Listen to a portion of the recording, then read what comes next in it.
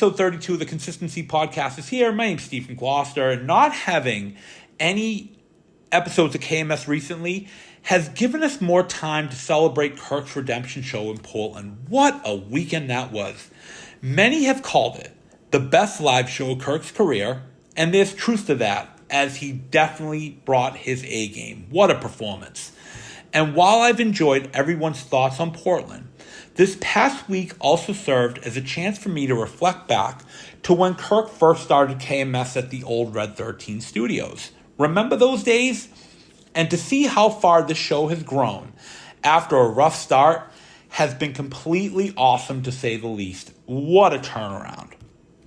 Those of us who followed Kirk from WEEI to Barstool were excited for this new show, but Kirk was, pardon the pun, radioactive to those who only knew him from newspaper headlines or through Google searches. But we all assumed that Kirk would be immediately embraced by the people at Barstool, as they were one of the few media companies that didn't follow the rules. It was Barstool against the world, and we thought Kirk was going to be immediately in the fight with them, and it just didn't happen. It wasn't the case from the jump, as he got the Rodney Dangerfield no respect treatment. Remember that? Be it from the K. Marco stuff with him trying to sabotage the show, the Ben Albright fiasco, or that rat Stephen Che getting on his case about the length of the ad reads. And making it worse, Dave Portnoy was ready to fire Kirk over the issue with the promo code being released without Dave's permission.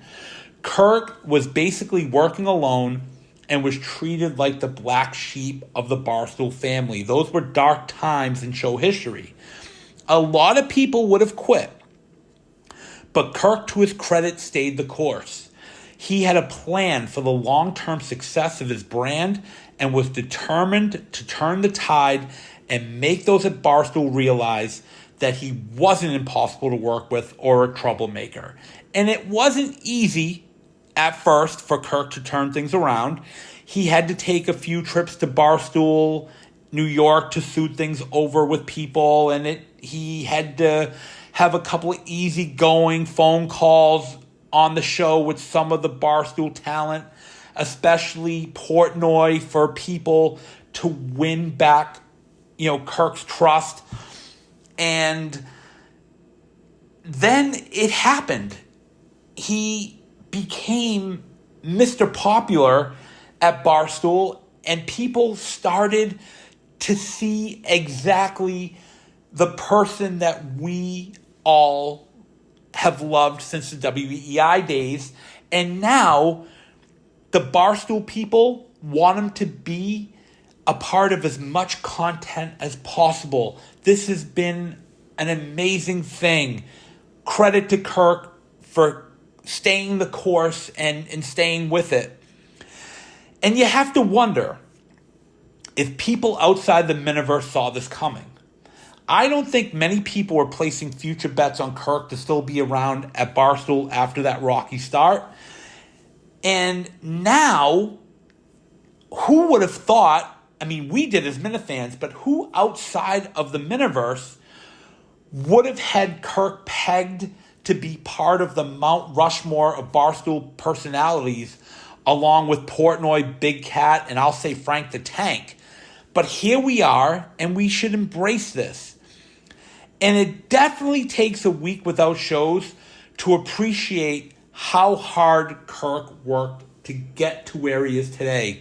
Hundreds of people are talking about how great Portland was and how amazing it was that Jeff D. Lowe and Casey Smith were there and performed on stage.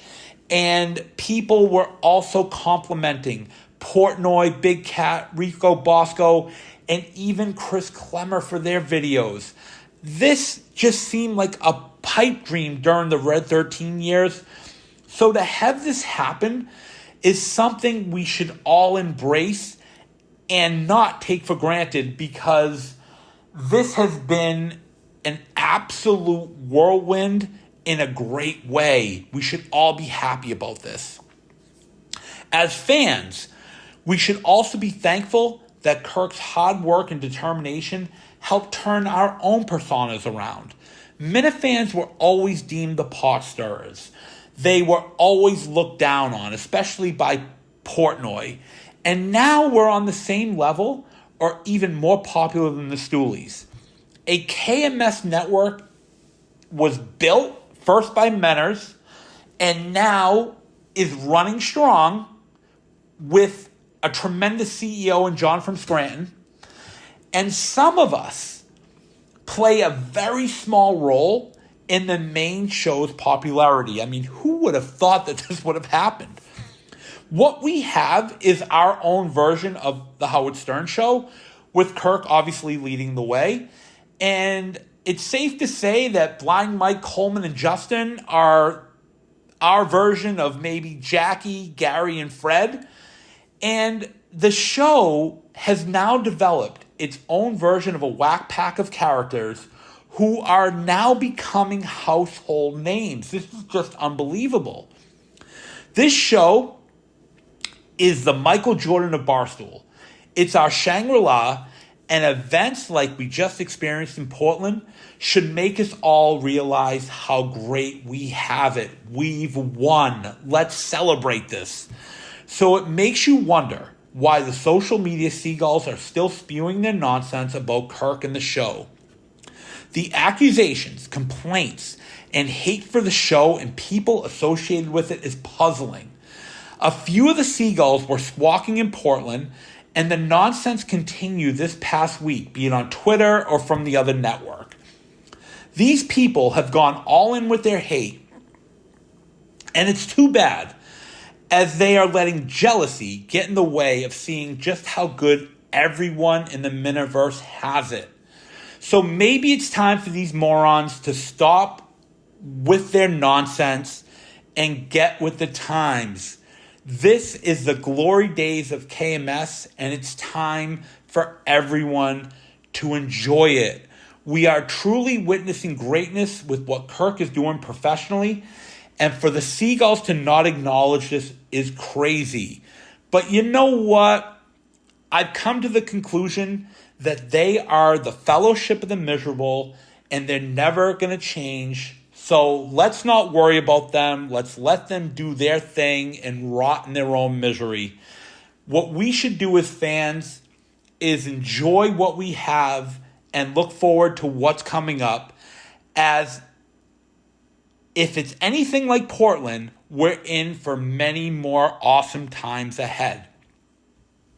Moving on, it was mentioned that Coleman celebrated his 6-month anniversary on the show. To date, I think he's done a great job. Of course, the Seagulls will say I'm biased, but there are more pros and cons when you look at Coleman's overall body of work. There are not many jobs where there's a baptism by fire, be it from Kirk or one of the show's critics.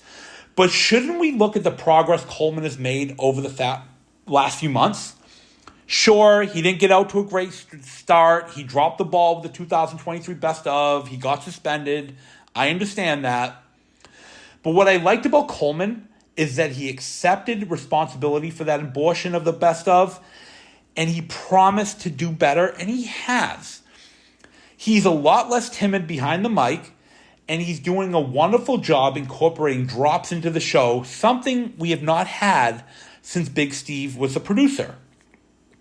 And to be honest, I think Coleman is better than Steve when it comes to the drops. Then you also incorporate added pieces of content like the vlogs and the producer's show. And what you have is someone who, along with Justin, will be considered the best producers in show history before too long. And it's not a slight to Steve by any means, who was brilliant at his work. But these guys are bringing so much more to the table in terms of visibility and content. We should definitely appreciate them for what they're doing. And it's just a matter of time before they surpass Steve. And Coleman, along with Justin, is always very quick to accept responsibility when it comes to fixing any issues that come up. Take the sound issues, for example. There were no excuses or delays in fixing that issue, and they kept their promise. Of course, Coleman can do a better job with his topics for Kirk, which he admits he needs to improve on. But other than this, it's hard to figure out why people don't like him or why a packed house at the State Theater booed him. I just don't understand that. But knowing Coleman, he will use that as motivation moving forward, and it will only be a matter of time before he wins everyone over. Keep up the good work, Coleman. You're doing a wonderful job. Same with Justin. Great job overall. Speaking of winning, did anyone have a better week than Blind Mike?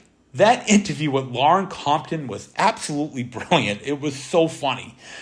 It was a different side of Mike, as he was much more down-to-earth, funny, and conversational than a lot of us have ever seen. I mean, I couldn't believe what I was watching. It was great stuff.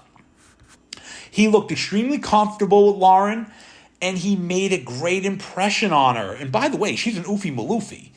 And hopefully, the movers and shakers in the comedy world also took notice, as Mike is someone who deserves a full-time job in the comedy world, as more people need to see just how brilliant he is. Hopefully, it's just a matter of time before Mike breaks through on the national level. He definitely deserves it. Keep up the good work, Mike. You're doing a solid job. Finally, thank you to everyone for their kind words and feedback from the Portland weekend. It's still mind-blowing, and I am so gracious for this. It was such a surreal experience, and to have it culminate with the Viva La Stool post was completely wild. I mean, what a world. And I again want to thank Casey for being extremely nice and sincere, both in Portland and in the days that followed. She is someone I'll always admire and support, because she is definitely one of the good people in life. I absolutely am a fan of hers, and I'll always cheer for her success. That's it for now. Have a great week. Be good to the ones you love, and I'll talk to you soon.